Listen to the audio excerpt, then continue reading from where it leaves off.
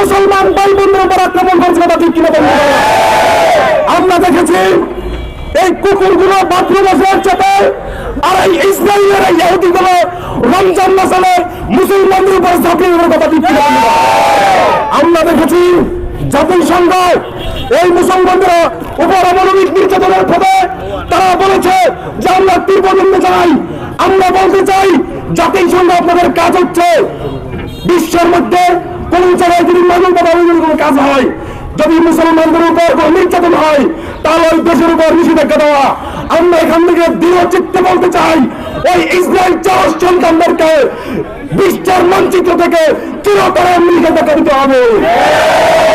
আমরা বলতে চাই বাংলাদেশের সরকারকে বলতে চাই, আপনি বর্তমানে আপনার নাকি সারা বিশ্বের মানুষদের সাথে আপনার ভালো সম্পর্ক, শান্তিতে আপনি নোবেল পেয়েছেন।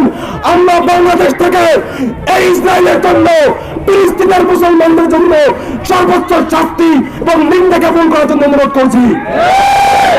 এবং যদি প্রয়োজন হয় বাংলাদেশ থেকে এই ফিলিস্তিনের মুসলমানদের পক্ষে, ইসরায়েলের বিপক্ষে যদি যুদ্ধ প্রয়োজন হয়, ইসলামিক ছাত্র আন্দোলন বাংলাদেশের সারা দেশের নেতা কর্মীরা ফিলিস্তিনি বিপ্লবে লং মার্চ করবে ইনশাআল্লাহ।